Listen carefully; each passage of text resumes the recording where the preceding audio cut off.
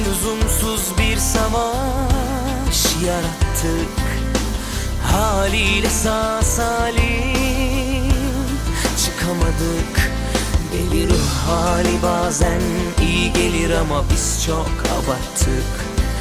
Yolumuzun üstündeki kötü yükleri hep sırtımıza çıkardık.